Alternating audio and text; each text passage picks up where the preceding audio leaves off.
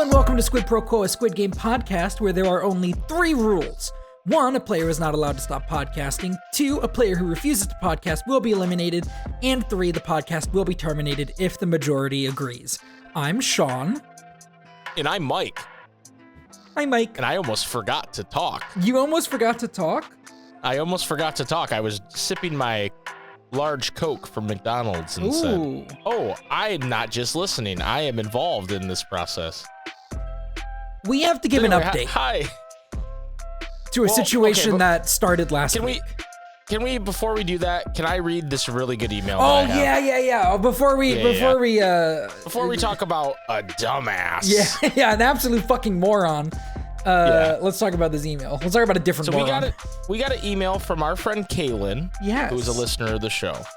And the title is Lorenzo the Joker. Hi, Squid Boys. Because you mentioned Lorenzo, aka the Joker from Squid Game The Challenge on episode 1, I remembered I'd been meaning to tell someone about this encounter I had for months, but didn't have anyone to tell. This is my chance. A few months after Squid Game The Challenge came out, I was in the sauna at Soho House in London, and I saw that someone next to me was wearing a huge silver watch, bracelet, and necklace sitting next to me in the sauna.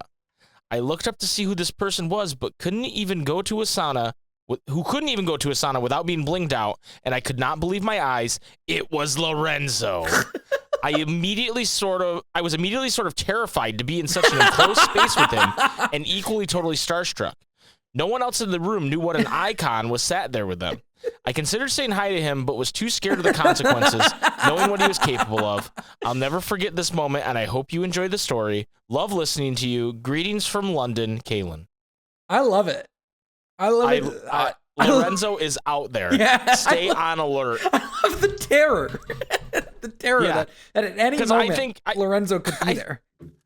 One, I'm terrified of going in saunas. Yeah, They're terrifying to me, just because it's like, like you're in there with people you don't know, and But secondly, if I looked up and saw one of the most terrified men that have ever existed, I'm not sure what I would do. Yeah, I think my fight or flight would kick in. Yeah, it sounds like Caitlin handled it okay, but man, I would have been absolutely terrified. But yeah, thank you, Caitlin, for writing that in. You can be cool like Caitlin and email us at squidboysspq@gmail.com. Mm-hmm. And so a little bit of housekeeping before we yell at Jip. We are going to wait till all these episodes are out for you guys to listen. And then we're going to do an episode a couple weeks down the road where we talk about the season as a whole, talk about our predictions from season 1, which are probably terribly off, read any other emails or comments that we didn't get to in these 7 episodes, and kind of maybe do some predictions on what we think is going to happen in season 3. So if you want to be involved in that, now is the time. Send those emails in.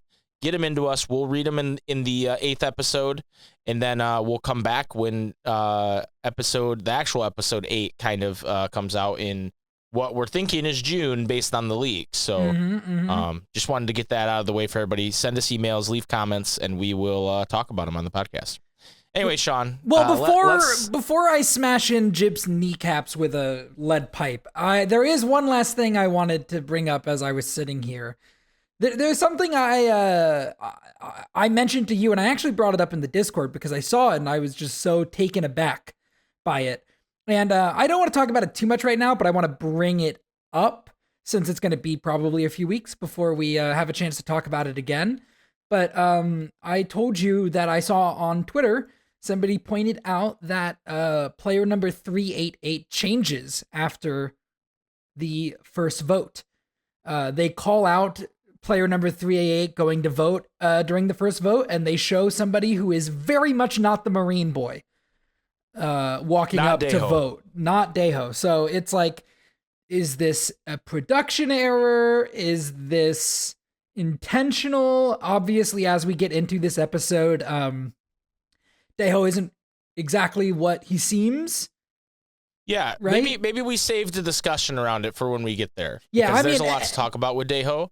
But it's a good point to bring this up that it's clearly there's a 388 that's not him. Yeah, I guess I bring it up now because honestly, even when we do talk about it, during the episode, I don't know that I will have sit with this enough for me to make a decision on if this is intentional or not. I think this is something we can revisit when we talk about the season as a whole. But as of right now, I don't know. I just kind of wanted to bring it up as like, because my mind right now goes to this is just a production error. Yeah, that's my first impression too. But I need time to sit on it. I can think of some scenarios where that's not the case. Yeah, and we can talk about it when we get there. Yeah. Anyway, Jip. What a fucking moron. So, I haven't edited the episode yet to know how much we like trashed him. I don't remember. But I am editing out the spoiler, which is now part of episode 7. So if you've obviously seen episode 7 at this point. So if you haven't for some reason, like if you listen to this in reverse order, go watch episode 7. But it's revealed that the boatman is actually sabotaging our boat boys. And Jip, in his infinite wisdom, watched all of the episodes within like 24 hours. Okay. And then tagged us, because we said, hey, tag us with spoiler blocks on the Discord if you want us to talk about something in the episode. And tagged it as episode 6 and said, Sean, you were right about the boat captain. And so just not like the biggest spoiler in the world, right? Because it's pretty telegraphed. And I actually want to talk about that when we get to the end of the episode about how some of this stuff is treated in this episode, but it's pretty telegraphed. But Jip, what an absolute buffoon! Yeah, just an absolute zero head move. That's wild. And I will say we're gonna shit on him a little bit here, but he did DM both me and Sean to apologize. And Jip is also like one of our good friends. Otherwise, we wouldn't. We wouldn't. Yes, but I am I'm gonna beat his fucking shins in with a lead pipe. Yeah, what a fucking idiot. I'm also going to kick somebody in the shins. I'm not gonna beat them in with a lead pipe because I'm not as close friends with them. I'm not even really. I've talked to them once.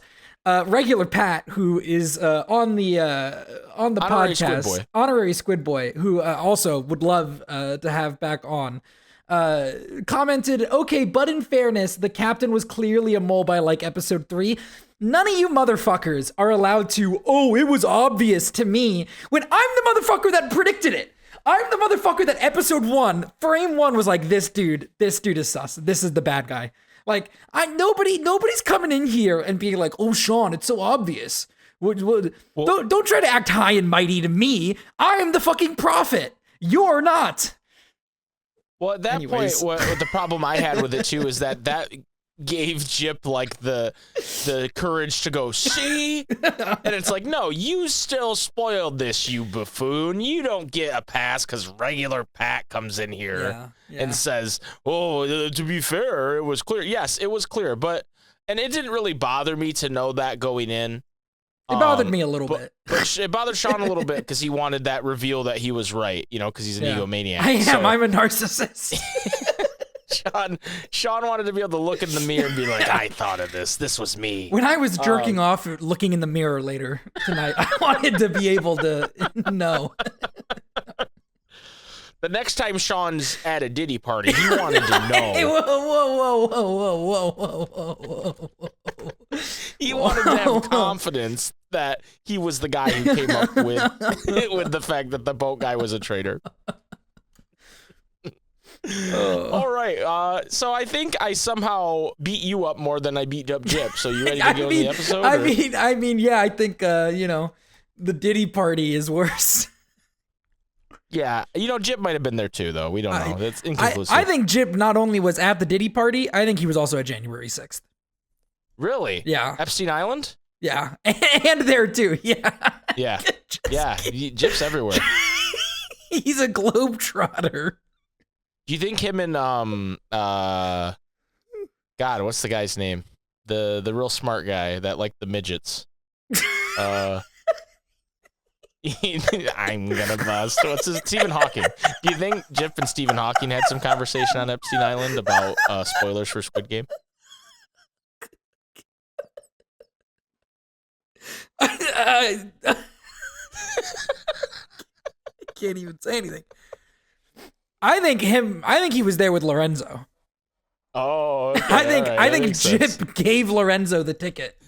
to go. Jip was in the sauna. Yeah. Anyway, let's talk about this episode. Episode number 7, Friend or Foe, the season finale. I'm putting that in quotes if you can't hear me do that. Season finale. It kind of kicks off where we left off with the fight in the bathroom and our boy MG Coin stabbing the fork into Thanos's chin and then stabbing him again in the neck, blood everywhere. This scene is just total chaos. Yeah, shit goes crazy. MG Coin escapes into the stall. Thanos is still reaching for him, but then eventually passes out. And motherfuckers are taking partitions off the wall and hitting each other with it. There's forks everywhere. We get our 124 kills a guy with the fork from Thanos' neck and grabs his drugs. And everybody's kind of going at each other. Eventually 5 people die, but the scene kind of before the credits fades out to show you that the guards are just standing outside the bathroom letting it happen. Oh, yeah. Which we kind of, it implies that they wanted this to happen, and that's, I mean, they did it last time, right? They did it last time, too, So, a bit chaotic of a situation. Back in the room, they get the announcement that the following players have been eliminated, and it lists 5 players, and everybody seems kind of shocked at this, except for Minsu, who left the bathroom in fear. And then it doesn't seem like Gihan or Young Il are very surprised at this revelation either. I wonder why. Young Il kind of gives a knowing look to Gihan as Gihan stands up to look at the piggy bank filled with money. And there's a lot of Young Il looking at Gihan with a certain expectation in this episode. Yes. It's been going on a lot, but it happens quite a bit in this episode. Well, it's all coming to a head here. Yeah. Even though it's not. Right. You're really just hitting the crux of my problem with this episode, Sean, Okay. So 124 comes in with the rest of the people from the bathroom, and he's like, hey, the X gang just tried to kill us. They tried to kill us, and someone from the X gang is like, no, you guys started it, and they're arguing. But then they realize, hey, some people have died. How many died on each side? Let's do a head count. And so the teams separate again, and they both do a head count. And then we cut to our boat boys. We have Drone Man, who drank a little too much, it seems like. Mm-hmm. And he's like retching, laying down, and he finally gets up to go vomit over the edge of the boat. It's storming. I really like this aesthetic of the heavy rain on the boat. Oh yeah, no, it looks great. It's really cool. I doubt it actually it was raining. That's probably movie magic, but man, it looks cool. But he notices someone's awake in one of the little alcoves of the boat, and it's our captain, and he is sabotaging the drones in some way. What? But wait, does that mean that Jip spoiled it? Yeah, it does mean that Jip spoiled it, believe it or not. Oh my god. And the captain kind of plays dumb, and the other guy's he's definitely very drunk, but he still can realize that the captain's up to some no good. Yeah. And he tries to play it off and be like, hey man, you're really drunk, you should go back to bed. But then as he leaves, the guy's like, hey, wait, and then they scuffle. He stabs him multiple times with a screwdriver and shoves him over the edge of the boat. Almost immediately after this happens, Wu appears with an umbrella and a flashlight. And he's like, hey, what are you still doing awake, Captain? I thought I heard something. And the captain's like, yeah, that's why I came out here too. Look, it's probably a big wave. The deck's a mess. You should head back to bed. You could get washed off. And he kind of plays it off. And that is the last time in the episode that we see the boat guys. Yeah, I was going to say, I think I'm realizing after what you said, and as I'm sitting, so for context, I haven't really thought much about this episode since I watched it, which actually might be a condemnation in itself. But I watched it yesterday, or maybe 2 days ago now. Yeah, 2 days. I don't know. I just haven't thought about it much since then. And as you're sitting here going over the boat thing, I'm like, wait, we really don't fucking see them again after this, do we? No, what a shitty no, place. I guess it's okay. An okay twist. I don't know. I don't know if that's strong enough. Okay, so here's Here's the problem with this episode, and I can sum it up in one word for you. Are you ready for this, Sean? I'm ready. Netflix. Yeah. Okay. This is clearly the 2 seasons. I'm doing quotes again. I know you can hear it, guys. The 2 seasons were clearly designed to be one season. Yep. By the creator. Yep. And Netflix said, yeah, but if we do that, then we won't have 2 cultural moments. We'll only have 1. Yeah. Right? Yeah. And so they said, well, couldn't we get away with, is there like a big like mid-season like episode that would be good to kind of, push the next, and, so they definitely clearly planned this. Mm-hmm. There's 3 different things that happen that are supposed to seem, well, 2 of them are supposed to seem like these big deal things, but we get really no conclusion, or not conclusion, but really nothing else on them. And then there's one that like I think is done poorly because they weren't planning on this being 2 seasons. Yeah. And we'll get to that when we get sense. to it. So I think that's really the problem here, Sean, is that this wasn't written to be this 2 way, seasons, or in my opinion, shot this way. Yeah, no. I think this was a decision made. This isn't an end of season scene for these guys. This isn't the final scene of a show for these guys, right? Like leaving it off. No, this is an intermission. This isn't, this is a quick cutaway. For them to call it season 3 is like, and would I feel better about it if they said, hey, season 2, part 2 comes out in summer? Probably not. Yeah. But calling it season 3 is so disingenuous. Yeah. It actually kind of bothers me. And I almost think, I wonder if it would have been a better ending for the season for these guys to end with the bunker exploding. Yeah. I mean, even and then we don't see what happened. That doesn't really tell us. It doesn't really do anything for it. I guess I don't know. I feel like this isn't a big enough moment to be like oh my god, what's gonna happen next for these guys? Right. Because it's not. Because it's not supposed to be. It wasn't designed to be that way, and then it ended up that way. Yeah, I'm just trying to. I guess I'm trying to figure out like once the mandate comes down, we're doing this as 2 seasons. How would I make this more effective? Yeah. And I don't know. Yeah, I don't think there's a way. I think it's not. I don't think it was designed to be 2 seasons. No, yeah, well, clearly, obviously. Yeah. And I think that kind of casts kind of a cloud over the season for me. Yeah.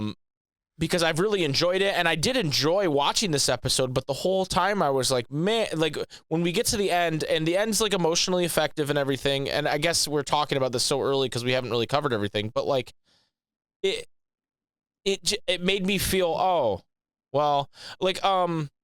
I recently watched Arcane for the first time, Sean. Oh, okay. And I really enjoyed Arcane. Okay, no spoilers for season 2. I haven't seen season 2 yet. No spoilers for season 2. Okay, cool. I will tell you though, if I would have watched season 1 and then waited for season 2, I would have been angry. Okay. At the ending of season 1. Now, and I think that show does 2 seasons. It's actually 2 seasons. Yeah. They're actually doing 2 seasons. Yeah. But I still would have been angry at the ending because it was such a cliffhanger. Yeah. This ending doesn't even give me that reaction. Doesn't even really feel like I know it's a cliffhanger. It's not a cliffhanger. But it doesn't. I don't know. It doesn't feel like one. Anyway, we got to keep going through the episode because I'm gonna lose my mind on the whole episode before we even cover it all. We cut back to the living quarters, and the X team finds out that they have lost 2 people, and the O's have lost 3, so they have the advantage. And everybody naively is like, "Oh no! As long as no one swaps, we'll get the vote tomorrow." And Gihan knows better. He's staring over at the O's and going, they're going to come over and try to kill us, right? Yeah. But he doesn't voice this to anybody at this point. But everybody's kind of like, yeah, no one switch. We'll be fine. No one switch. And it's like the most naive, like, how stupid do you have to be? They literally just killed people in a bathroom. Yeah. Like, why would you think that's going to happen that way? Even if the game makers and the guards weren't getting involved, why would you think it would happen that way? Who knows? Right. So we get a message from the is he the cat? What did they call him? The captain or something like that. The officer? Yeah. I don't know. The officer, that's what it was. That, hey, the special game's getting ready to begin. Everybody get to your spots. And there's 30 minutes to bedtime. So we cut to a little later where Gihan's crew, plus some people, which is interesting to me, Yes. are sitting around. And we have the typical cast of characters, Daeho, Jongbae, Il Young, the mom and son, Junhee, 120. I always forget her name for some reason. But then there's like a couple of the guys who were in the bathroom fights, it seems like, are there. Yeah. But not MG Coin. Nope. It's just a very strange smattering of people. And so they get to the conclusion that, hey, the other side's going to attack us when the lights go down. And Il Young says, hey, we should attack before they attack us. And other people chime in, or like, yeah, we have all the women and children, or not children, women and old people. Yeah. So we should do it, and we should do it first. And everybody kind of agrees except Gihan. And Gihan decides this is the moment where it's time to fight back. And I do have Il Young pushes back on this idea. Yes. But he's the only one to really push back on the idea. Yeah. In a meaningful way. And Yeah. I think that's a little strange. Like, he's never said to anybody, hey, I'm here to take out the game makers, to take out the guards, to take out the people that are putting us in the situation. Yeah. He never really says that. No. But he's introducing this concept for the first time for these people, and they're all kind of like, yeah. And not only that, but Il Young points out, hey, the people we don't tell about this are going to die, and you're okay with that. Yeah. And he goes, hey, it's a sacrifice that if it stops the games, it's worth it. And I think Il Young's pretty excited by this revelation from Gihan because he's like, this is what I've been trying to push him towards, to show that he's willing to sacrifice people's lives too. But at the same time, the fact that everybody's just kind of like okay with the idea. They don't tell any of the people with the exception of Junhee telling MG Coin. Okay. They become a military very quickly. It's a little seems a little rushed, like almost this episode maybe was supposed to be given more time to breathe, but then they decided they had to end it in a because it's a season finale suddenly. Yeah. And so we get them we do get a fun moment where he starts to tell them what the plan is and it cuts off, and I really like this trope in movies where then the plan is explained as it's going on. That's a good storytelling device. 124 is talking about how Thanos was a piece of shit, couldn't get his name right, and he has his drugs, and he pops two of them. Yeah. Is like his super villain origin story here. Yeah. Because he becomes the true Thanos. This is like Joker Folie à Deux. But that movie, okay, I can't spoil that movie. Yeah, I know that's like I want to say it so bad, but it's a spoiler. I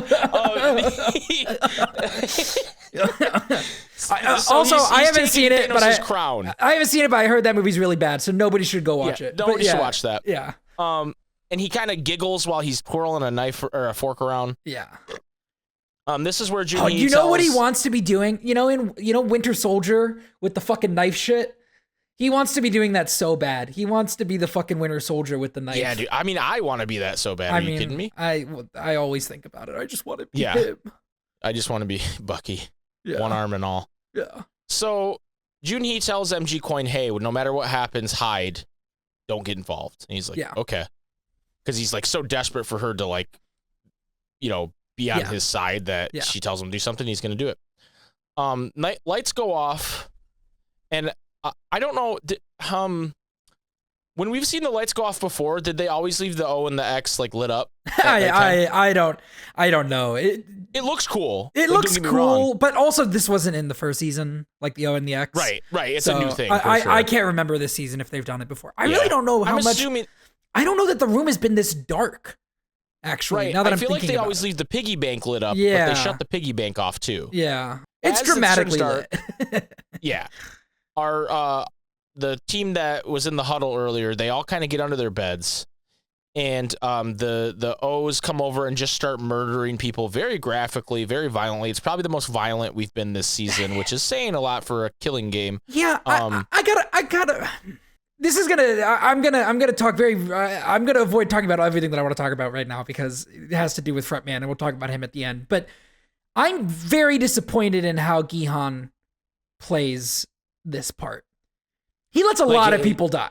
And they do this thing where they start flashing the lights for dramatic effect, and it's really hard to tell what's going on other than there are people dying. We see Misu grab a Coke bottle, which I hadn't realized that the Coke bottles were meant to be weapons too in this scenario, and that's pretty smart by the game. Like give them glass to break, right? Yeah. But Misu grabs that, and we start to get Gihan kind of explain the plan, like when it happens, we have to get under the beds. And no matter what happens, we can't get involved. And they're like, but everybody's going to die, and he's like, yes. Yeah. And they're all just like, okay. I don't care. I don't care. It's about taking out this evil entity that's making us play these games. But if we just kind of fight off the other people and survive, we'll get out because, if we would have followed Young Yill's plan, we probably could have taken most of them out, and then we could have voted the next day and got out. But we have to. So instead of killing a bunch of people in the games out that made us that we volunteered to play these games in. Yeah, but instead of killing the people that are about to murder us, we need to let a bunch of innocent people die. Right. It's very strange plan. The beds fucking tip over. And and here's the thing: people falling downstairs. The thing is that this could be so good. The fact that Gihan lets this happen could be so good if anybody called him on it. Yeah. But they don't. And maybe they will in season, the next half of the season. But yeah, maybe next episode, the season premiere of season 3 of Squid Game, they'll go into it. There's a woman who gets tackled right in front of the bed they're hiding under and gets stabbed to death, and Gihan and Young Yill watch, and Young Yill does his famous look over at Gihan knowingly look. I'm finding out I don't like this episode as we talk about it. Yeah, there's definitely some problems with it. We have Kairi, Kingdom Hearts 2 Kairi is facing off against 124, and Minsu throws a bottle from the top bunk and misses. What a fucking failure. I wish they shot him. Yeah, he sucks. So she gets the upper hand on him for a second, but then as she does, some other people kind of tumble in, and she gets knocked over, and then she is just brutally murdered by this guy. He goes full Joker on her, calls her a whore. Yeah. Do I look like a fucking joke to you? Is what he says in the dub, and he's like, and Minsu just kind of covers his ears and whimpers, and she gets brutally murdered. Yeah. This made me a bit uncomfortable, honestly. It made me incredibly uncomfortable. I was very upset about this. I'm not a super gore makes me uncomfortable or murder makes me uncomfortable in the confines of a television show. But that one got me. So it's around this time where the guards decide to come in, as Gihan says in his plan, because not everybody can die. They still have games to run after all. And during this, they decide to lay down like they're dead. And the idea is when the guards go to check them, they pull the guns off the guards. And I think that's fine. I think it's a fine plan. Fine. I think part of it is also I have to suspend my disbelief of every time they showed them hiding under the beds. I was like, it's so fucking obvious that they're there. That's what I was going to ask you. Is one, they show Predator vision earlier on in the episode where they can see the body heat of all the people. Yeah. And so you're telling me the officer. But they also know, because Young Yill, they know where Young Yill is at all times, right? Yeah. There's a lot about this that just doesn't line up to me. And even I'm not even talking about involvement. I'm not even talking about the Squidmen.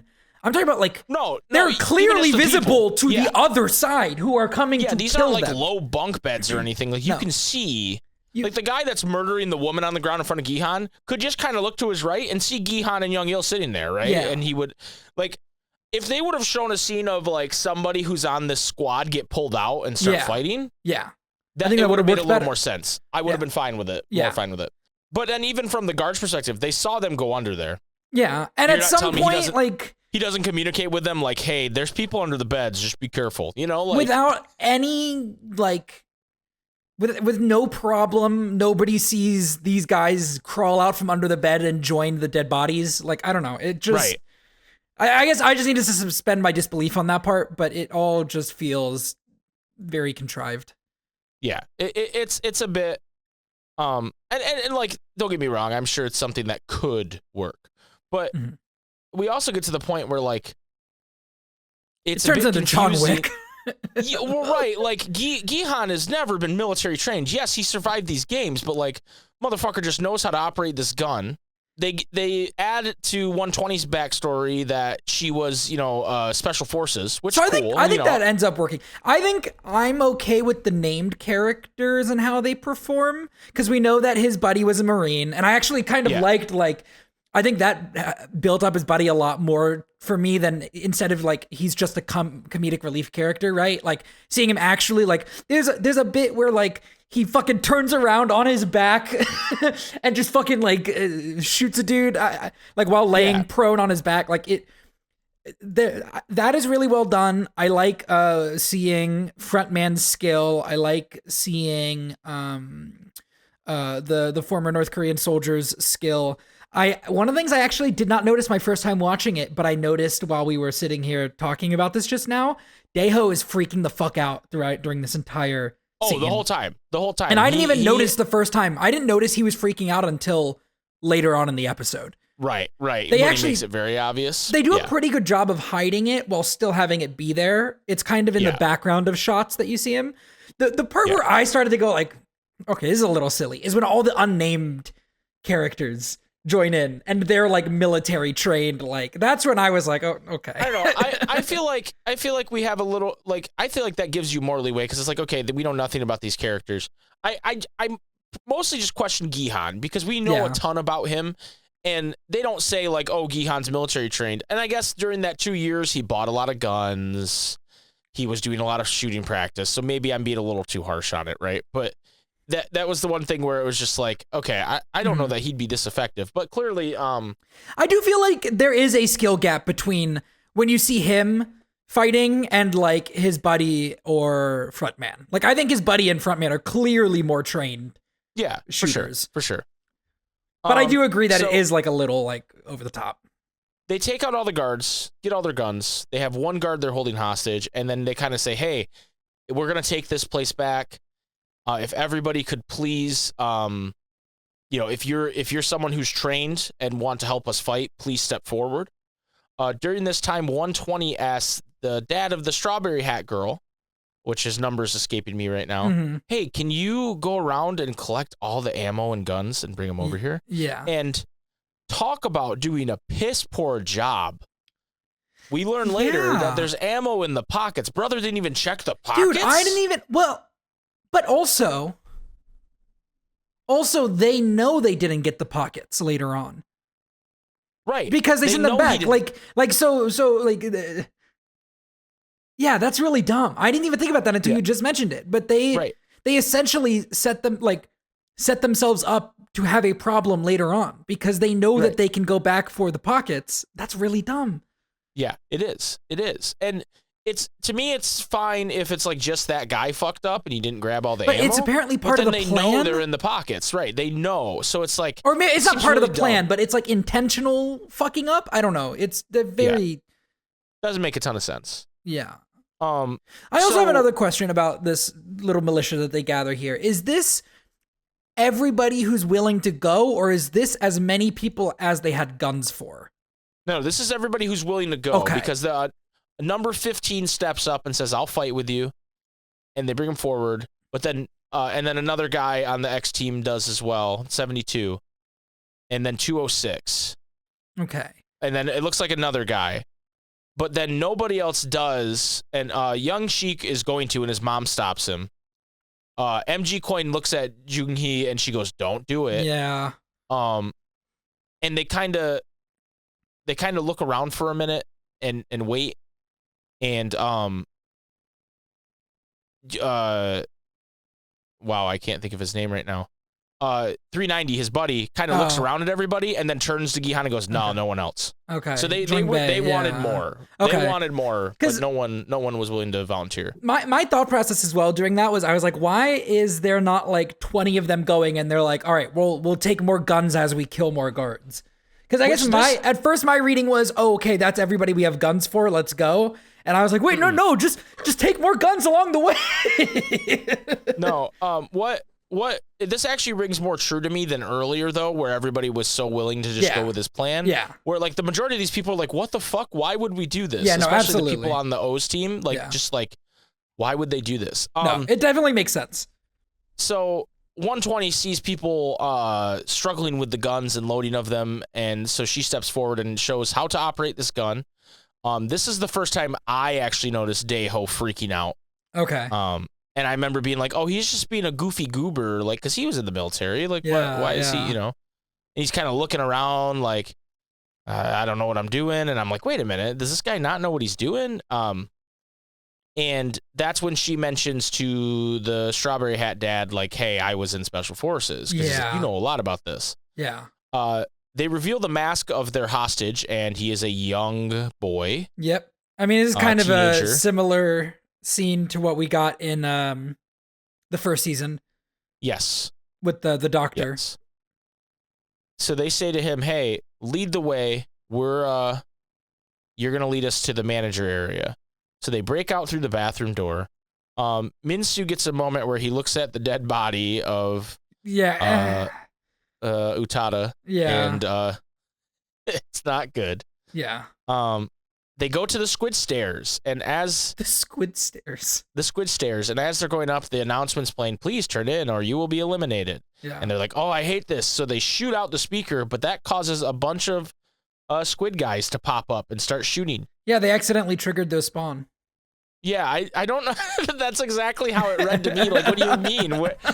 Is that what caused them to start firing? I'm very confused.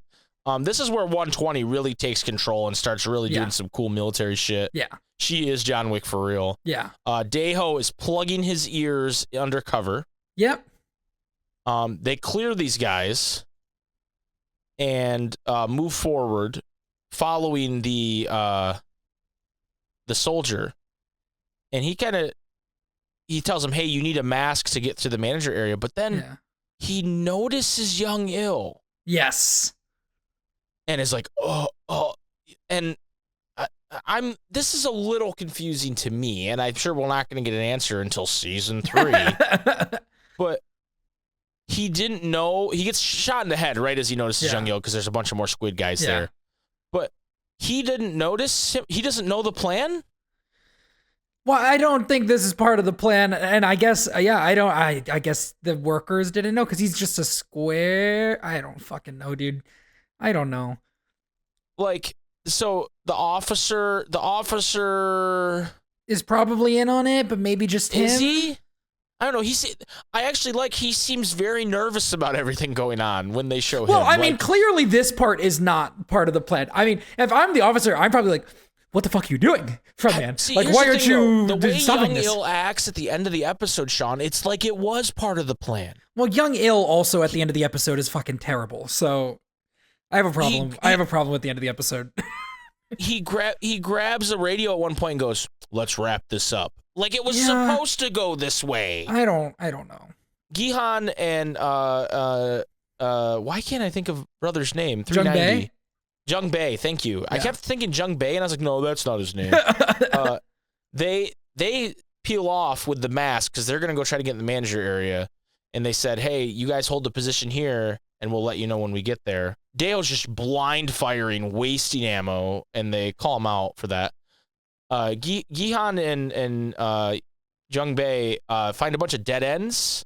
They just have rooms that are filled with like shapes. Yeah. For some reason. And this is the thing is like while I'm watching this, I'm so much more interested in what sick fucking mind designed this place. And I know that's nothing that this game or this show will ever touch on. But that's like the most interesting part is like, what the fuck is this place? And why is it like this? That's the prequel that Netflix is going to come out with, and it's going to show the first Squid Game. And then the winner of the first Squid Game was Il Nam. Yeah. And then he uses all his money to create this castle. I think Lorenzo designed this place. This is just literally the plot of like the fucking Hunger Games. You know what this is? This is what is happening inside Lorenzo's mind. Yeah, he's gonna create the Squid Games. The Squid, Actually, no. The Squid stairs is a visual representation of Lorenzo's mind. This is Mr. Beast's twisted mind, you know. We can't do this. We can't do this. So they keep moving up. They get in the manager area using the mask, and he finds ammo in the pockets. They got ammo in their pockets. It's like, oh, what a revelation! There's ammo in their pockets. We didn't really think this through. What do you think's in the pockets otherwise? Nobody checked. Why do they keep it in there? I thought that dead body just had an erection. All right, I didn't know what was in the pocket. I didn't want to touch it. You know, I just was like, what's, you know.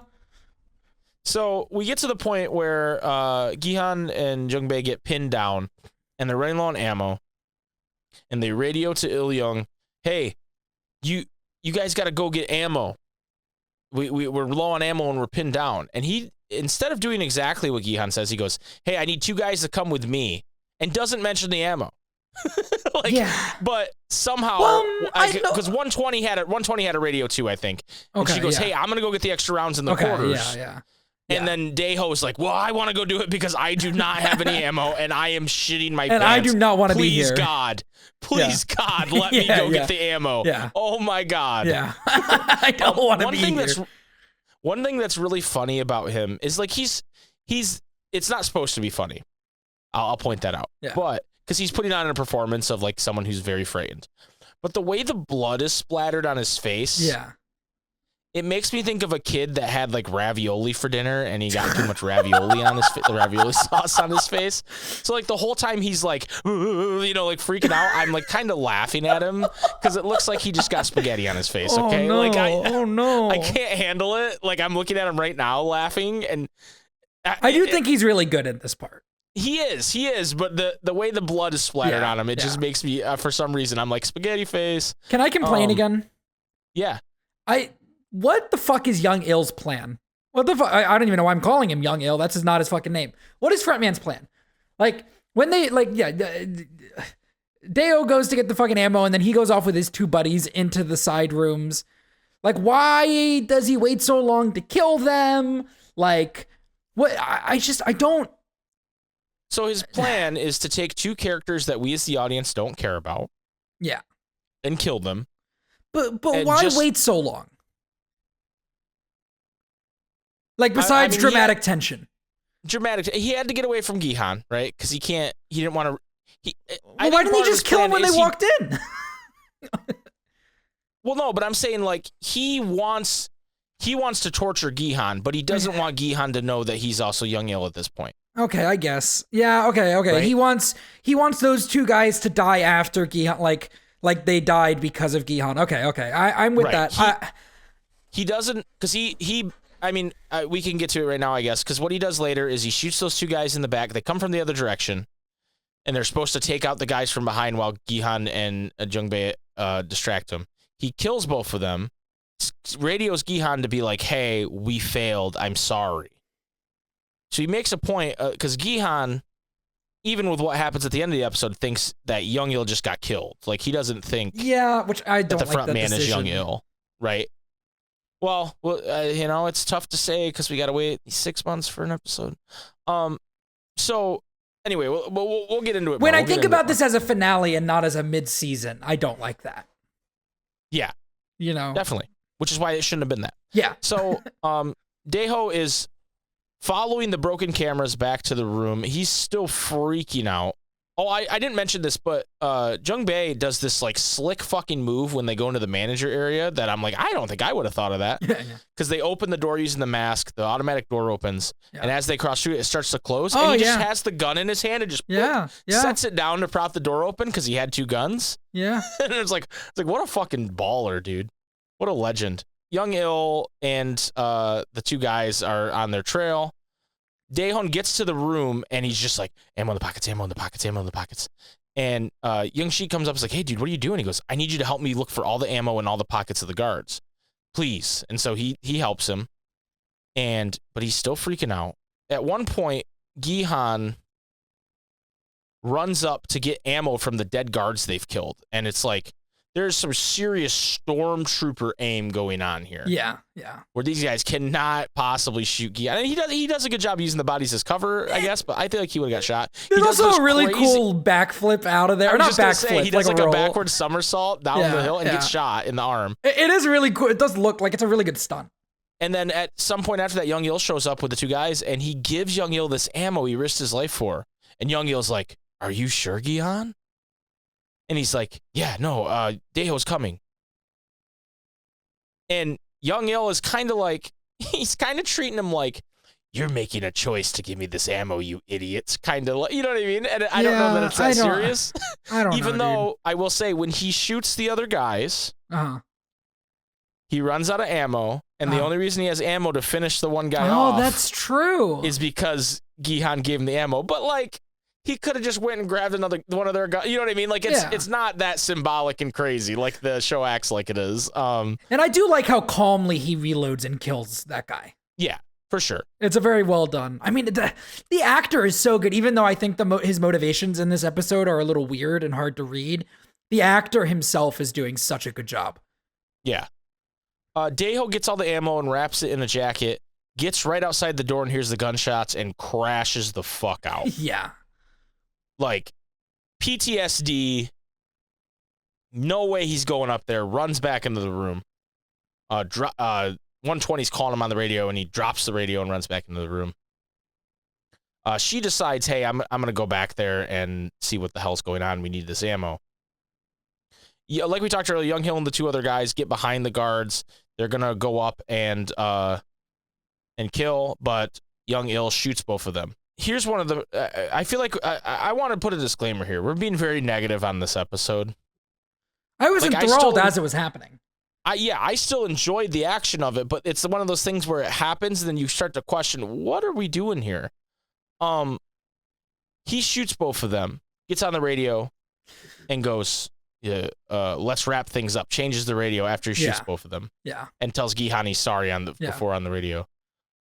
Shit, I had a point that I just completely distracted myself from, and I don't. Well, what I was thinking of here right this second is like he does this whole like elaborate routine where he uses that one guy's like dying rasps to make it sound like it's him dying, but like that clearly wasn't his plan because he was gonna shoot that guy in the head until he ran out of ammo, and so that was clearly like oh shit, I can fuck with him even more once he realized that he had the radio. Right. I don't know it.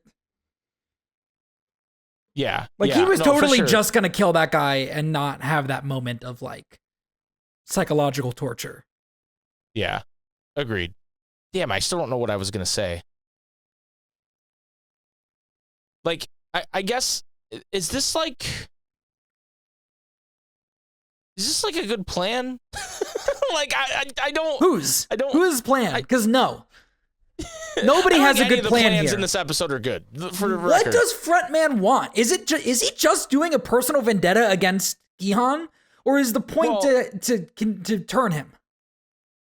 I think he just wants to torture him. I think he wants to crush him because he challenged him in the limo. He challenged him and said, "I'm going to take you down," and he wants to prove to him that he's not going to be able to take him down. I guess I feel like I don't know him well enough for that to like come across. Yeah, no, for sure. I don't think it's done very well because again, I feel like this was rushed. So they could have 2 seasons. Because I feel like I had this whole, and I'm not saying like I always try to be careful of because I think that there's a problem we have as media consumers, right? Where we have like, oh, I've been watching this show, I've got this theory, and then it doesn't go the way that you think.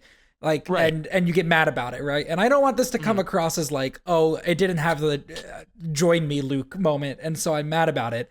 But I just like, I don't understand, I guess, he doesn't seem, from everything we've seen, to be the kind of guy that would go through all of this trouble just to like torture somebody.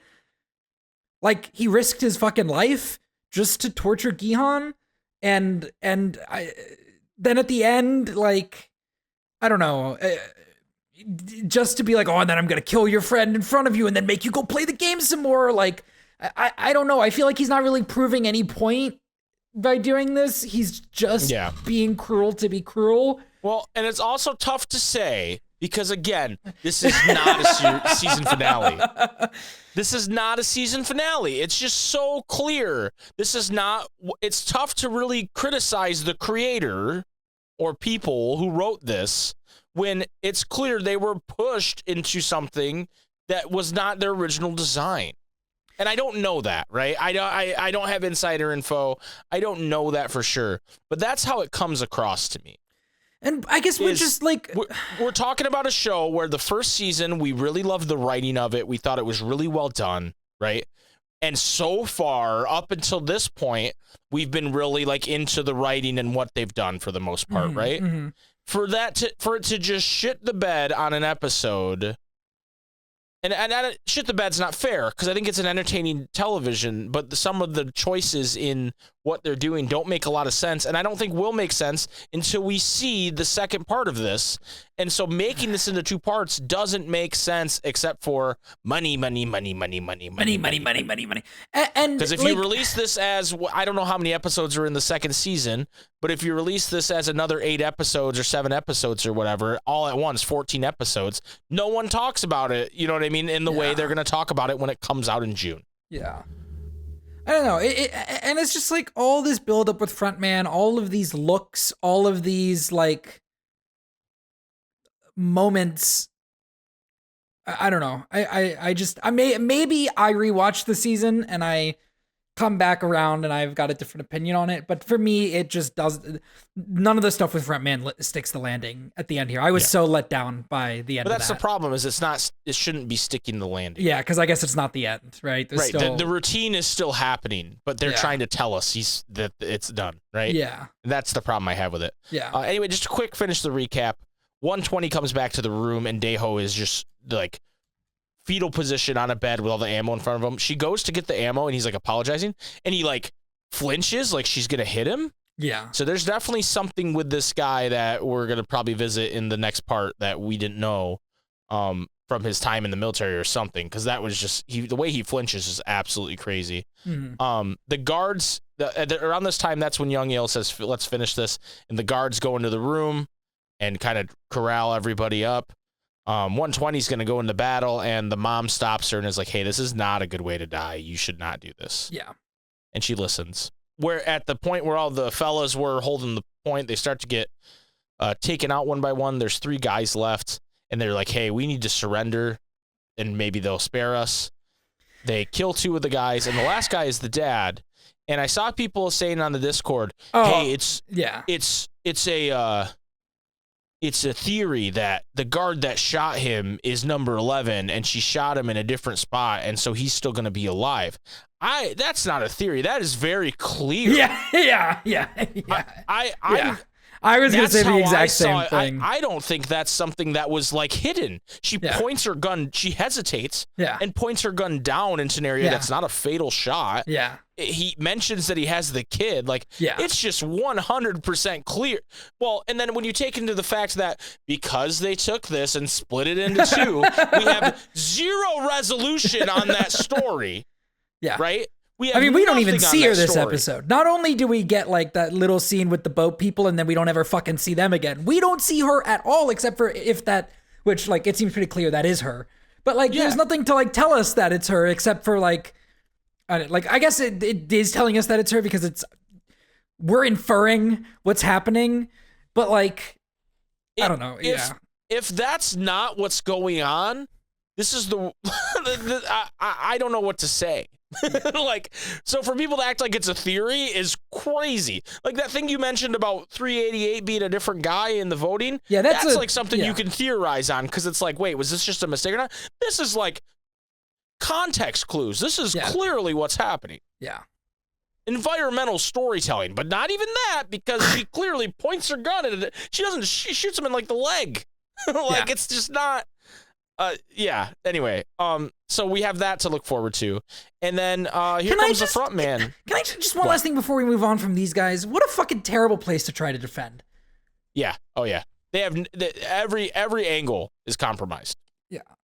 Every single angle is compromised. And you don't know the layout of this place, and no one knows the layout of this fucking place. It's insane. It's in Lorenzo's head, like we said. Yeah.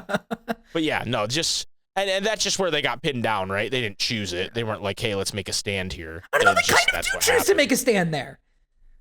They did. I guess they did. They got caught there, and then they could have ran away. They could have moved somewhere else. Yeah, they should have, for sure. Especially after Gihan and Jungbei went into like the management area and saw what that place looked like. They should have been like, you guys fucking follow us right now because this is way more defensible. Yeah, and the show needed a way to separate them, right? Yeah. So it can be. I do like the one guy that shoots himself. I think that's like a very powerful. Oh, that's right. moment. Okay, I said he got shot, but you're right. He does shoot himself. I forgot. Well, one guy does get shot, and then one guy shoots himself. Yeah.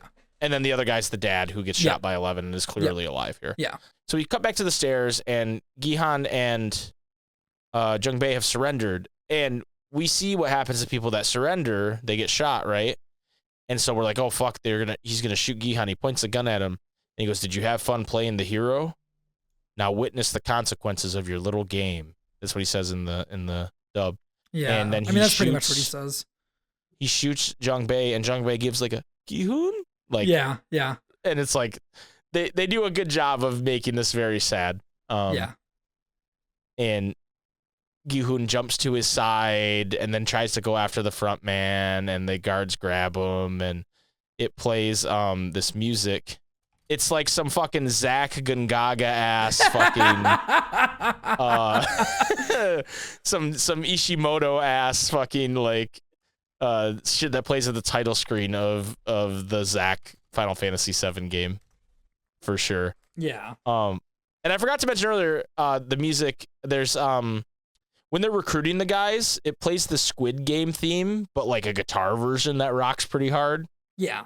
So I want to mention that because that was really cool too. But yeah, it definitely plays some fucking Zack Fair ass bullshit. And then it goes player 390 eliminated, and we get the credits. And the post-credits. The mid-credit scene. Yeah. Which is barely anything. No. Hey, you remember all the lead up to this season when they were like, and she has a boyfriend. I hope you're all so excited.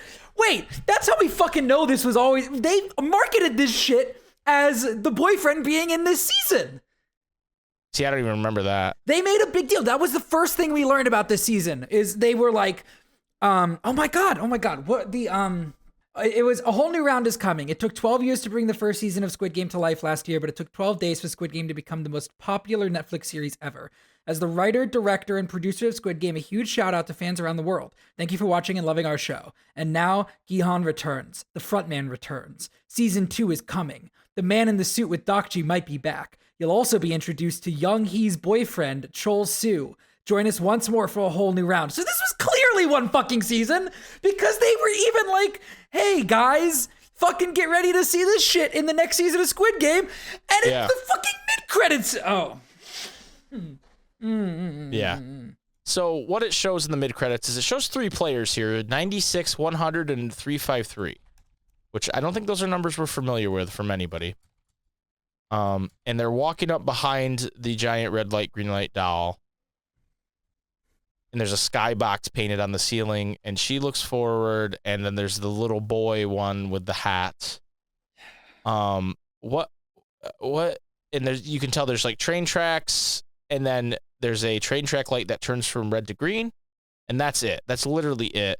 What do you think this is? Like, I don't care. I didn't I didn't know about the whole boyfriend thing that you just mentioned. So my thought was like, is this like Mother May I as opposed to Red? Yeah, Light, I don't know. Light? Maybe I don't know. I'm sure I'll be much more into this when season 3 comes out. Well, sorry, season 2.5 comes out. Final chapter prologue, and I get to actually see what's going on here. But as of right now, I don't know that I care. Wow, Sean is. I think I convinced you to hate this episode. Well, and I think it's partly like I don't know that I give a shit about the games. At this point, like, the games are cool, but the fact that I had such a lack of emotional payoff for the characters at this point is like, that's what I want. The games are gonna be fun, but I want some sort of emotional payoff to all of this, and I feel like so far it's like I think that's my problem going back into the ending here, is it feels like It feels like nothing happened. Like they're right back to playing the game again. There's like no Yeah. big status quo shift going into the next season. It's just like, and now they're going to have to play the game some more. And that's even what the post-credit scene is showing us, is now they're going to have to play the game some more. Ooh, you ready for more games? And I'm like, I guess?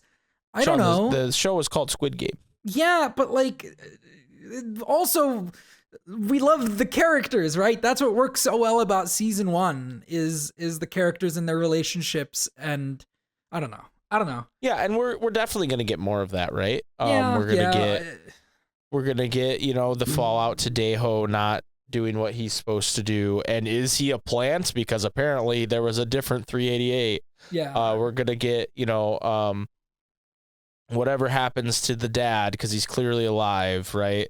Yeah. We're gonna get whatever the fuck's going on with the boat people. the boat people. I think I'd rather have seen the boat people for a post credit than another game. I think it's the fact that it's like, oh, here's the big teaser for next time. They're gonna play a game. I'm like, fucking yeah, they're gonna play a game. Well, like, and I think part of it, and I've always been confused by this, but I don't, and maybe I'm the outlier here, but I don't like give a shit about the red light, green light doll. oh yeah, no, who fucking cares? And she's everywhere. Like they use that as like she's in Call of Duty, and and it's like that's not what. Does the marketing department at Netflix know what people like about this show? Have they watched it? It's not the girl going red light, green light. Like they don't. I don't know. Like she's not the mascot. Like it's just she's not Mickey fucking Mouse. You know. Like why is that so important to them? From a marketing standpoint, I don't really get. Something I just popped into my mind about it because I've seen a lot with her, like I said, Call of Duty and stuff like that. I don't even know how you add, like, what do you play red light, green light in Call of Duty? I don't understand what is that even. But I guess overall my problem, I think all my problems with this episode are chalked up to the fact that this should not have been the end, right? After going over it with you, I firmly believe that even more now. You know, that's clear that this was not supposed to be the end. And, you know, I'm not here going evil Netflix or whatever. That's not my point. Because clearly, like, the creator at some point agreed to it, right? And tried to make it work. But even the fact that the post-credit scene was, like, lackluster points to that, right? Because it's like they had no, like, teaser ready for anything that happens in this last episode other than they're going back to the games, right? Yeah.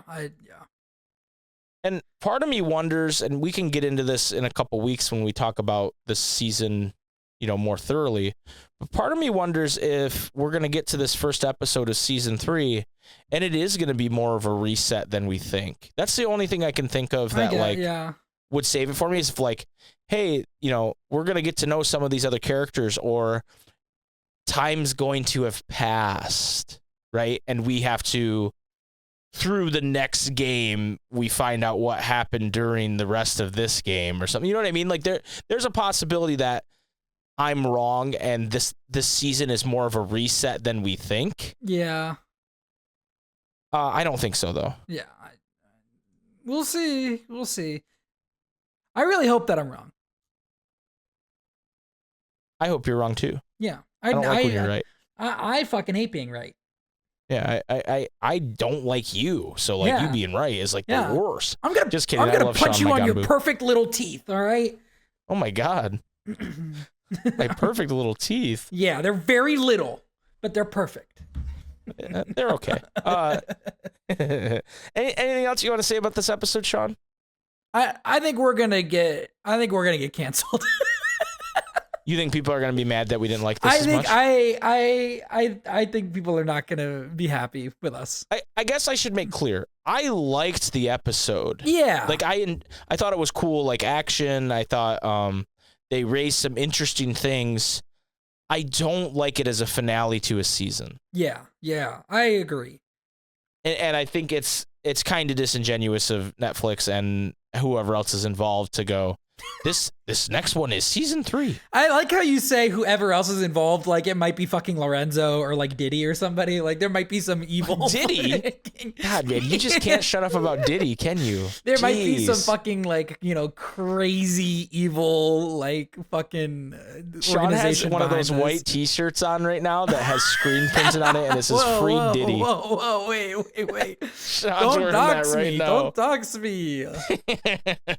Can you take off your MAGA hat if you're gonna Okay, all right. I was gonna say mine says free Lorenzo, and he's in the sauna. So, all right.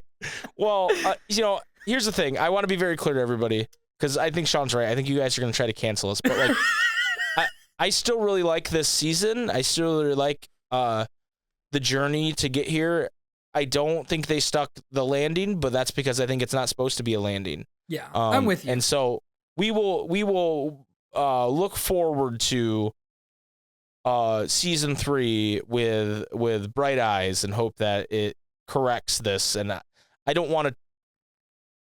This is not my final review of it, right? Because I just don't think I can. I don't think you can. Like if this comes out as a box set and they go, okay, here's season 1, season 2, and season 3, that's a travesty. You know what I mean? Like that just doesn't make sense. Like even when AMC used to do this shit back in the day, they'd say the second part of season 2. Like they weren't trying to fool people. I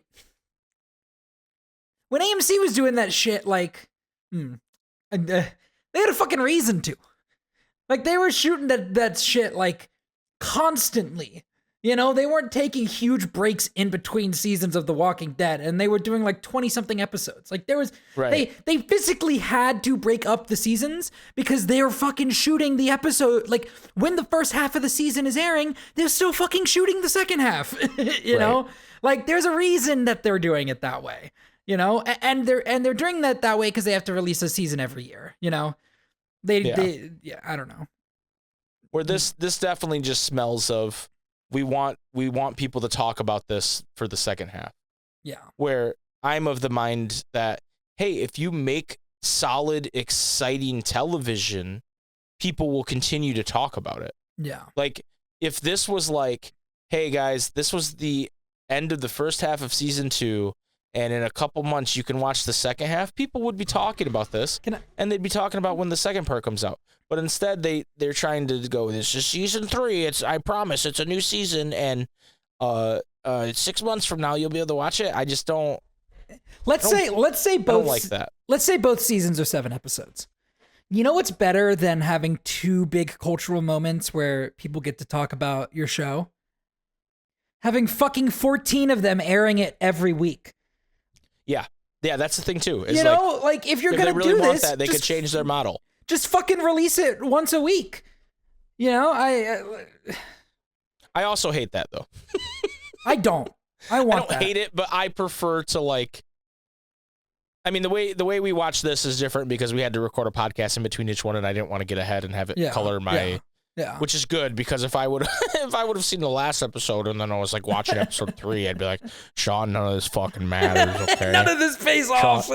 Sean, none of this fucking pays off. Shut the fuck up about the front man already, okay? We have to just get through the episode. It doesn't matter. Plan. He doesn't know what he's doing.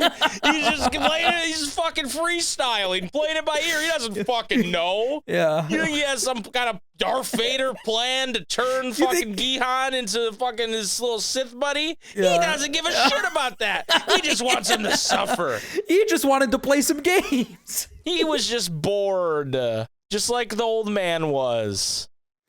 Oh, God. But my point was I like to binge shit. So yeah, typically. I get it. Yeah. All right. I don't think there's gonna be anything else constructive to come out of this episode of the podcast. So I think we should probably tell people where they can find you, Sean. You guys can follow me on Twitter at Sean_AFK, where I will they want to know where you live so they can take you out because you hate this episode. Well, I was going to say you can follow my new hate account on Twitter. Frontman sucks balls. Okay. But also you can check me out on the Super SpikeGhetti Bros Podcast Network talking about a much better show than this. kidding. I'm kidding. Oh my God. Well, you know, I don't know if I disagree with that. BoJack Horseman. I like BoJack. I do like BoJack a lot. BoJack's probably my favorite television show. It's not my favorite television show, but it's probably up there. Probably top 5 right now. And I'm not even You at haven't the end seen of it. it all. You know? Yeah, exactly. All right. Well, anyway, you can find me on Twitter at SpikeGhetti Bros and on Twitch at twitch.tv/super SpikeGhetti Bros. And you can listen to all of our wonderful podcasts here on the Super SpikeGhetti Bros podcast network, like What Is This Crossover Episode, the Ansem Report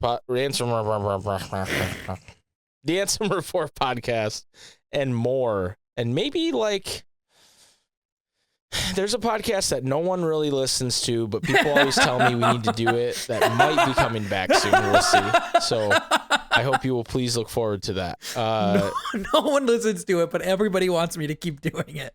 Right. It's really strange. Like, it's really strange because everybody's always like, when are you guys going to do CBT? When are you going to do CBT? But also, I'm not going to listen to it. Yeah. And me and Tara are like, well, like, we like to spend time together and not just have our whole lives be like content. So, like, when we get not doing this time thing to spend right. together. And everybody's like, no, really, bring back CBT. I promise I'll listen this time. And I know I'm going to put it out and it's going to get like 10 listens. You know? And it's like, what are we doing here? Like, what are you guys doing? Why are you baiting me? You are getting baited. It's like when I'm absolutely getting baited. It's like when people tricked Morbius into getting re-released. Yeah, like it you guys are literally morbid me right now. Like every once in a while, someone will post in the like CBT channel. So you guys should do Coach by Terror again. I really like it. I promise I'll watch. And then it's like It's one coaching watch. time. You're right. It's like one watch, and I'm like, it's coaching time. And then I was like, wait, why didn't anybody listen to this? You guys said. You guys wanted me to put it back in theaters. Right. You guys said I'd make more $1 billion.